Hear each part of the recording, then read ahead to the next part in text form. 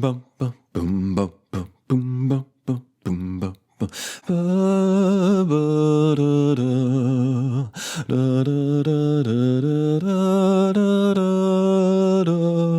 da da da da ba da da da da da da bum bum bum ba da da da dum ba da da da dum bum bum bum. Welcome to That Thing with James. I'm your host, James, and this is the beginning of the Halloween episodes. My favorite holiday. Happy Halloween. Happy early Halloween to you. Let's see. I'm recording on the 17th, so this comes out the following Friday, so I think there's going to be a couple weeks of releases before Halloween starts. I never really learned the knuckle thing where you figure out how many days are in a year. It really doesn't matter. Time is, the sun comes up, the sun goes down. Time is simply a measure of change. And things change over time, such as the layout. I've changed the lighting a bit specifically for this episode, and I'm not entirely sure how it's going to work out, but I hope it works out okay. You don't need to know all that. What you do need to know is that I have bonus episodes. Don't worry. I'll get to what this episode is about, this particular episode. But first, quick business. Every week, I release an extra bonus episode at patreon.com/thatthingwithjames every damn week. And you can get access to those episodes by becoming a patron if you're not one already at patreon.com/thatthingwithjames. It's just $5 for a whole month, and you get, each new bonus episode and access to all of the previously recorded and released bonus episodes. Depending on how this episode right here turns out, I may be continuing the subject I'm covering in this, the free episode, or if I happen to, cover the entire topic in this episode, I might just read some Edgar Allan Poe with my golden voice. Oh yeah, like an audiobook with video to go with it. Audio listeners, there's a video version of this show that's just the same as the audio, but with video, so you can look at my beautiful face. It's on YouTube, and if you're already on YouTube and you haven't subscribed to this channel, please consider subscribing. Hit the like button, all that bullshit. And for all of you, kiss your mom and tell her hi for me. Sup? Let's see what else. You can find me on social media. My handle is @JamesJAsher. I'm back on TikTok because I got a phone that works now. Woohoo. You can send me emails for business inquiries if you want to be a guest, or if you want me as a guest on your show. If you have a suggestion for a story or subject you'd like me to cover on the show, or if you are in need of advice you'd like me to give answers to on the show, I can answer you anonymously, or keep you anonymous rather. So send me an email at thatthingwithjames@gmail.com. Also, I have a subreddit r/thatthingwithjames, and I believe that's all the business. I feel like I always leave something off because I don't really have a checklist, but that's just kind of how I roll. I go to the grocery store and I get back and immediately remember, fuck, I forgot to get butter, or something like that. Anyway, hi, how's it going? Thanks for tuning in. Let's get this episode started. So today, I'm going to be covering a historical character that I knew about but forgot about, but then recently relearned about. I was reminded of this character's existence, and this is one of the most bizarre, mysterious, enigmatic characters you will ever find. So, a second ago I mentioned I'm back on TikTok. And one of the things I like looking up on TikTok is occult stuff. I don't buy into all conspiracy theories and into all occult shit. There are a staggering number of absolute morons on TikTok. I mean, all over the internet, but especially TikTok. But nonetheless, I find this stuff entertaining. Alchemy, cryptids, the occult. And a lot of my favorite horror movies are more like thriller, suspense, psychological horror. So if I were to, pick some categories to put into my favorite types of horror movies, it's not necessarily gore. Now, I do like the stuff where there's like murder and someone losing their fucking mind. That's the psychological stuff. I really like it when someone loses their sense of identity, where their sense of reality just completely shifts. Someone becomes paranoid or murderous or fully possessed. I like paranormal, supernatural kinds of things. I like stuff that deals with the occult, most definitely. And I do dabble a little bit in occult stuff, but I believe I've talked about that on here before. If you haven't been a consumer of this show for some time, go back and look. I think I've covered some stuff. Actually, I think I haven't even completed the Chaos Magic episodes, the mini series I started. Anyway, so psychological, supernatural, occult, devil, quote unquote, or just stuff that really kind of fucks with your sense of reality. The more the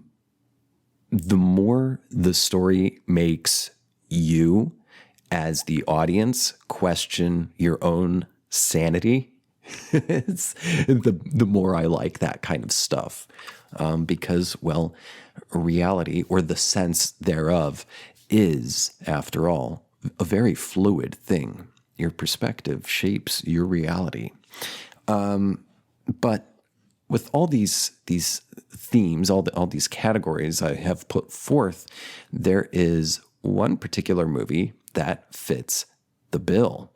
And I personally feel like it is underrated, but that's okay. That's okay.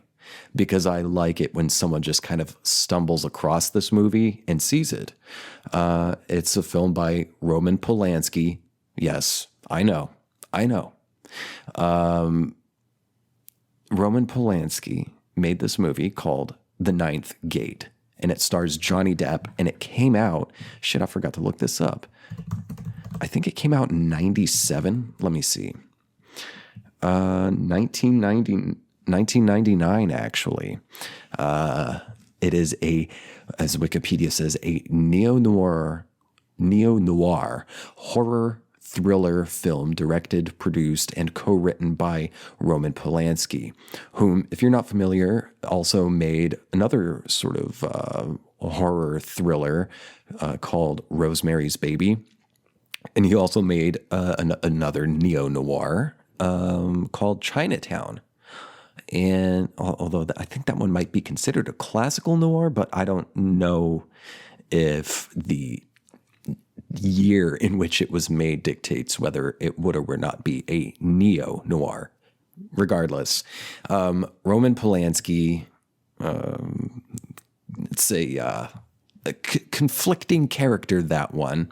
That's not, the controversy about him is not what this episode is about.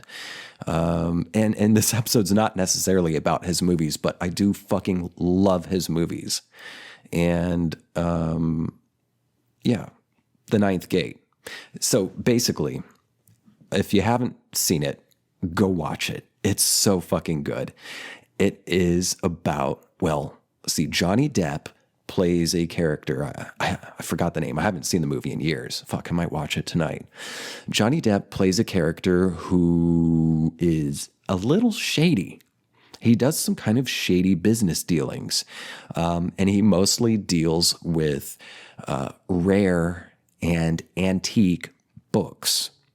Now, along his path, he stumbles across this one book that supposedly is a magical text, a very rare magical text.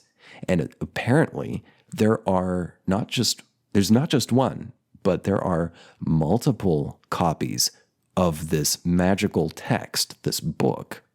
I forget if the book itself is called The Ninth Gate or what, but it is supposedly written by some satanic occultists, and in it are, different instructions for spells and that sort of thing, images, sigils, stuff to guide you into performing magic that would ultimately open a gate to hell and also grant you immortality, along with a host of other magical powers.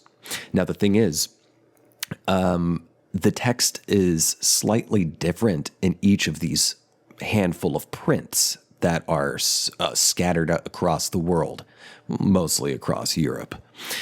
And if you can get your hands on all of the different types of books, then you can, tear out certain pages that are like the true page, and you can put these things together, and you've got your puzzle where you have the correct recipe to open the ninth gate, the gate to hell, and get immortality, etc. It's a very good movie.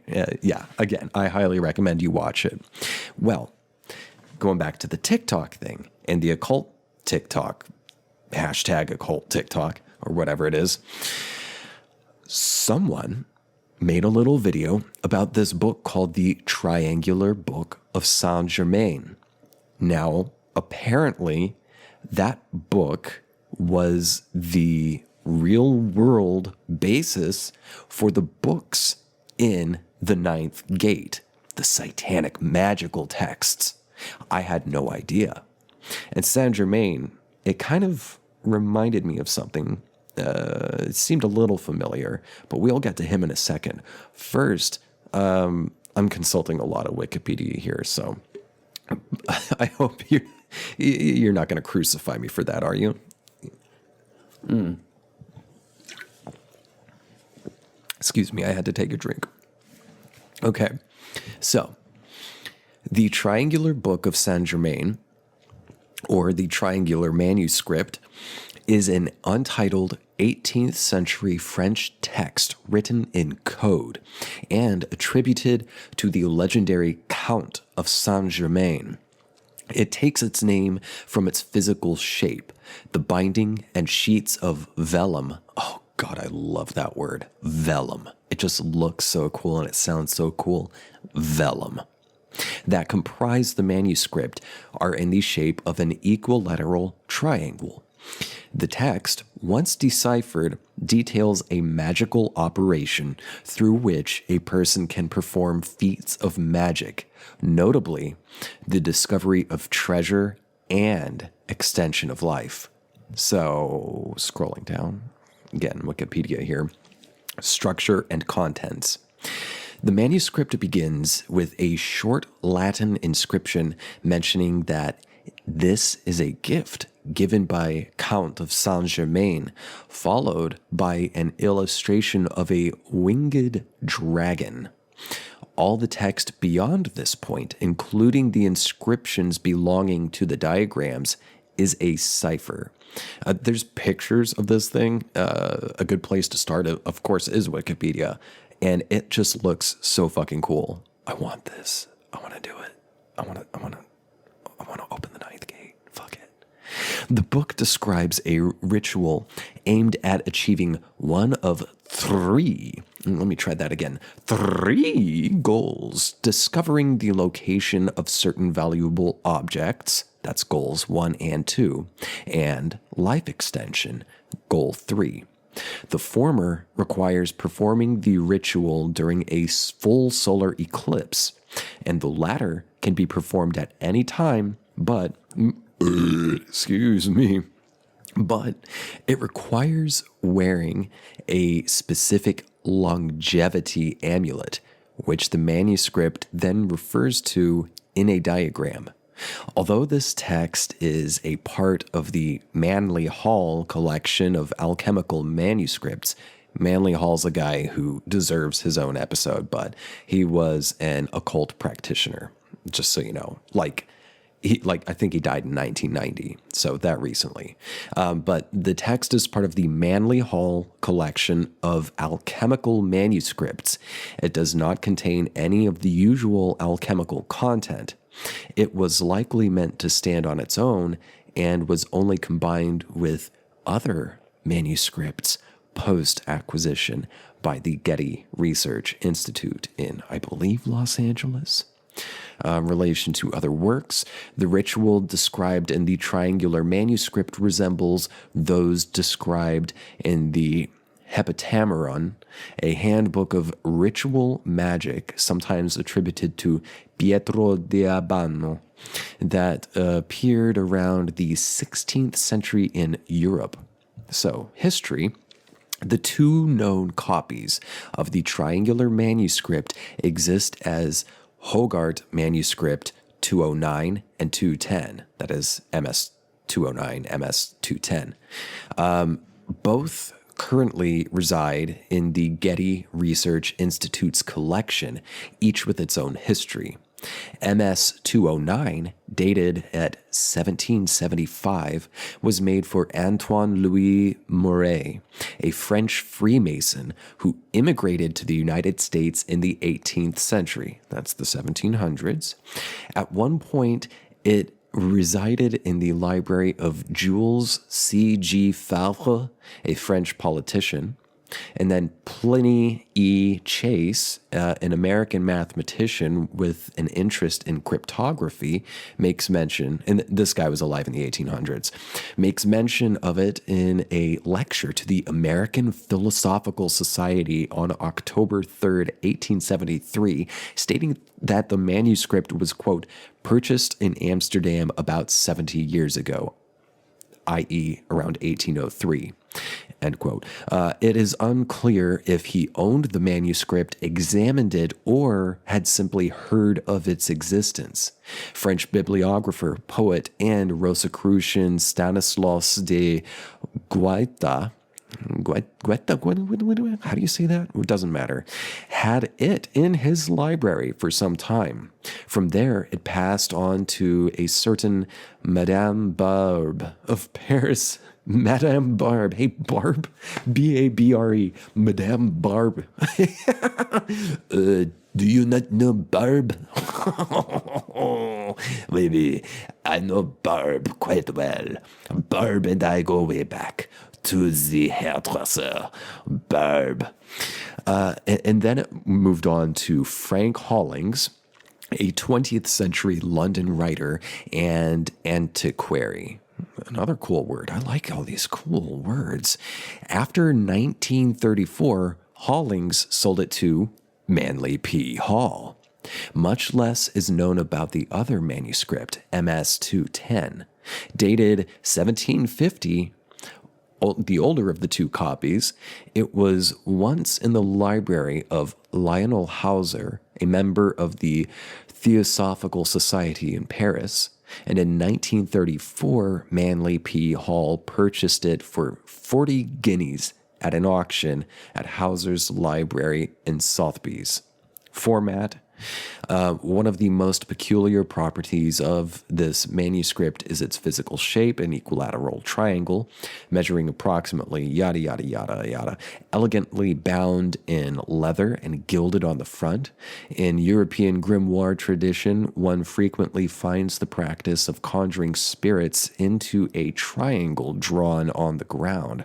This particular shape, fortified by the divine names written around it, was thought to be thought to force a spirit to answer honestly and perform its duties without tarrying. By making the manuscript in triangular form, the author may have intended to emphasize the book's spiritual nature. If you think about it, a triangle is a very sturdy geometry. And there's pictures here of this like silver talisman that's designed in a book. This one was created by Volland Jewelry that accompanied the book. It's a really cool looking talisman. Looks like something Aleister Crowley would probably be into. I'm sure he fits somewhere in this history. But let's go back real quick. The Triangular Book of Saint Germain. So it's attributed to the Count of Saint Germain. Who the hell is Saint Germain? Well, he was a European adventurer with an interest in science, alchemy, and the arts. He achieved prominence in European high society in the mid-1700s. Prince Charles of Hesse-Kassel considered him to be, quote, one of the greatest philosophers who ever lived, end quote. Saint Germain used a variety of names and titles, an accepted practice among royalty and nobility at the time. These include the Marquis de Montferrat, Comte Bellamare, Chevalier Schlong, Count Weldon, Comte Soltykov, Graf Zorgogi, and Prince Ragozzi. In order to deflect inquiries as to his origin, he would make far-fetched claims, such as being 500 years old, leading Voltaire to sarcastically dub him as the Wonder Man, and that, quote, he is a man who does not die and who knows everything, end quote. His real name is unknown, while his birth and background are obscure, but toward the end of his life, he claimed that he was the son of Prince Francis II Rákóczi of Transylvania. His name has occasionally caused him to be confused with Claude Louis, Comte de Saint-Germain, a noted French general, but that doesn't mean shit. So, there's this mysterious figure, Count de Saint-Germain. No one knows his real name. No one knows his origin. And although he says that he was the son of this Prince Francis II Rákóczi of Transylvania, no one really knows. There's no proof that any of this stuff is true. So, this is in the 1700s. Let's skip forward in time, shall we? Let's skip forward to the early 1900s. Here I'm going to read about the same or maybe a different character. We're not really sure. In New Orleans in 1901, this is at some place called ancient-origins.net. I don't know. I'm sure this website's probably related to some fucky stuff, but this is one of the better summaries of this particular story that I was able to find. So, the title is A Vampire in New Orleans, The Mysterious Case of Jacques and the Comte de Saint-Germain. If vampires existed in our modern age, it would be easy to imagine them in New Orleans, creeping from the shadows of the crypts in the Saint Louis Cemetery, or prowling for victims in the unlit alleys of the French Quarter. In the Crescent City, beauty and darkness go hand in hand, and history steps forward to make itself known in the present day. Ancient legends of these immortal creatures made their way to America along with immigrants and adapted to their new land. One of New Orleans' most enduring vampiric legends has its roots in an old European folklore. But according to the stories, sometime in the early 1900s, a mysterious man arrived in New Orleans under the name of Jacques Saint-Germain. He was handsome, elegant, wealthy, entertaining, extravagant, mysterious, and a bit curious. His reputation preceded him, and he was soon a hit in the New Orleans society. The eccentric Jacques Saint-Germain is said to have taken residence at the home located at 1039 Royal Street. And sidebar, I've seen this place personally. This is where I first heard about this. I love New Orleans so much, and it's a real damn shame what real estate is doing to that fucking place. It's killing the soul. Ugh. Back to the story. Saint Germain was apparently a cavalier and quite the ladies' man. He was frequently seen with a beautiful woman on his arm while strolling through the French Quarter or clubbing in elegant locales late into the night. He delighted in throwing elaborate dinner parties for the city's socialites, and his parties were highly anticipated due to their lavish cuisine, fine wine, and entertainment. Most relished, however, was his own conversation. Saint Germain fascinated his guests with stories of France, Italy, and Africa, and even Egypt. Visitors were delighted and amused by his eloquent grasp of the English language, much like me. Thanks. They were a bit confused, however, when he spoke of events hundreds of years in the past in such precise detail as though he himself had participated. Many guests placed little value in the truth of his tales, simply embracing them for the entertainment value during their visits to his home. But not long after his arrival to New Orleans, Saint Germain claimed that he was a direct descendant of the Count of Saint Germain, a close friend and servant to King Louis XV in the 18th century. His claim aroused skepticism, but his resemblance to the Count was uncanny. Eagle-eyed guests noted that portraits never depicted the Count as any older than 40, the same age that Jacques Saint Germain had appeared since he'd arrived in New Orleans. Rumors started to spread in jest that Jacques Saint Germain may in fact be the very celebrated Count Saint Germain himself, somehow rendered immortal and ageless. Jacques seemed to enjoy the mystery he had created around his persona, and neither confirmed nor denied it. Although Saint Germain's catered parties were highly celebrated, the hosts said to have relished in his was said to have relished in his guests' satisfaction of the offered feasts without partaking himself, often standing apart from the table, drinking from a lavish chalice presumably filled with wine. During dinner, he offered fantastical recollections of his adventures for his guests' enjoyment. The very strange habit of not partaking in meals at his own soirees, coupled with his remarkable resemblance to the Count of Saint Germain, had some in the city guessing in good fun that perhaps the mysterious man was, in fact, a vampire. A sinister turn of events. These rumors took a sinister turn several months after Saint Germain's arrival in New Orleans, when police were called to Saint Germain's home to investigate the circumstances leading to a woman who had seemingly fallen from his gallery a full story above the street. His guest, a woman who was rumored to have been a prostitute, had in fact leapt from his balcony rather than fallen, as bystanders had originally surmised. While she survived the fall, she was terrified. People on the street surrounded her and tended to her needs, while help was rounded. The woman was taken to the hospital as soon as possible, and police suspected that she had become delusional.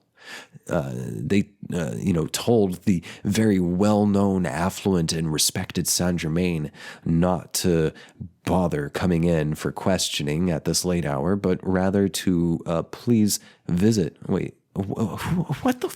This person messed up this sentence. So the cops thought this woman lost her shit, and someone got in touch with the Count because there was a big hubbub about, and they were like, "Hey, dude, don't worry about coming tonight. You have your party, have your good time. We trust you." But but we are going to need some questions just to, get this hysterical dame off our backs. So why don't we come around in the morning and ask you what really happened, okay? So the police were confident that there was a reasonable explanation for what had transpired. And then the next morning, Saint-Germain never appeared at the police station. In fact, to everyone's chagrin, he had completely vanished overnight, leaving the majority of his belongings behind. Now, legend suggests that upon breaking into his house, the police were cautious and in great anticipation of what they might encounter. On the second floor of the house, they discovered a series of open but corked wine bottles.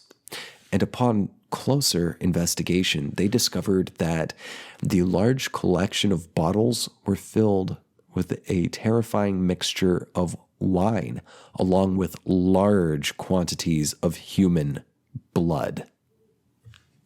What? Jacques Saint-Germain was never seen again. He disappeared just as mysteriously as he had arrived. As one can only imagine, his contemporaries were shocked at this scandal, feeling both betrayed and fooled, and probably a little disappointed that the fun had come to an end. And also, another side note, there was a separate source I read for this story as well that this doesn't cover. So the cops did find wine bottles, lots of them, full of human blood, but also blood stains in the wood on the floor, hidden underneath carpets all over the house. And I think there might have been like some secret rooms and shit. Anyway, let's see. The question remained unanswered. And the question remained unanswered. So hold on. I'm losing myself here. Jacques Saint-Germain or Count of Saint-Germain? Questions remained unanswered, and this is where the legend of Jacques Saint-Germain as a vampire began to flourish. Had the Count Saint-Germain of the 1700s made his way to America? 20th century New Orleans socialites noted that Jacques Saint-Germain's resemblance to the 18th century nobleman, the Count of Saint-Germain, and the similarities between the two didn't end there. The stories of both Saint-Germains closely paralleled each other, although the elder has a great deal more written material to sink your teeth into. So much mystery, speculation, and silliness still exists in writings around the Count's persona that at times one could almost conclude him from a fictional character, or conclude him think he's a fake. Some of this writing is I'm not a fan. But for the fact that many affluent leaders and prominent personalities of the time made note of his existence. So it's easy to think that this guy's just an urban legend. But yeah, a shit ton of royalty have written about the Count of Saint-Germain. So he was a real guy. And the mystery only gets fucking weirder when you read further back. This maybe the same, maybe a different Saint-Germain, who knows? Let's keep reading on this about Jacques, though.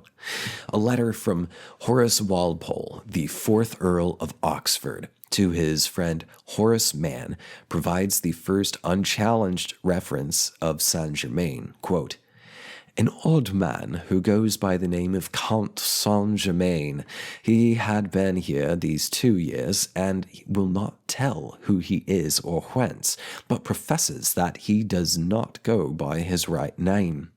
He sings, plays on the violin wonderfully, composes, is mad and not very sensible. He is called an Italian, a Spaniard, a Pole, as someone that married a great fortune in Mexico and ran away with her jewels to Constantinople, a priest, a fiddler, a nobleman, the Prince of Wales has had unsatiated curiosity about him, but in vain." End quote.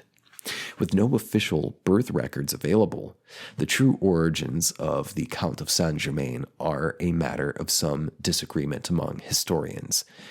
That's something that actually I think we're going to have to read about in the bonus episode. If you want to hear more about Count Saint-Germain, you're going to have to subscribe. So yeah, this guy, Jacques or Count Saint-Germain, I feel like maybe he was part of the inspiration for Lestat, like as a character, that he played violin, that he comes from Europe, rather unknown royalty of some kind, and has wealth that no one really knows where it came from, but he just happens to be at all the hit parties. It's all very Lestat, don't you think? And I tried looking into that, but I couldn't find anything. But I guarantee you. Now, I know Lestat, the name, is based supposedly on Lestan, which links up with Stan, who is Anne Rice's husband, who she was madly in love with, of course. But there's a lot of stuff just about the character, just a lot of similarities between Count Saint-Germain and Lestat. I think it makes sense to me that that would be a inspiration. Well, I think that's it for this episode. So if you want to hear more about Count of Saint-Germain, go to patreon.com/ThatThingWithJames and become a subscriber, become a patron, become a member of the Black Diamond exclusive club. Now, the writer of this article that I was just reading, her name is Marita Crandall. She's been writing and storytelling since she was a little girl. She has always had a fancy for the magical side of life, making New Orleans with its very creative atmosphere a perfect match for this. Okay, that's a long bio. Anyway, thanks for tuning in. Hopefully you stick around for the rest of the story because it just gets fucking crazier. And I will catch you next week. Love you. Bye.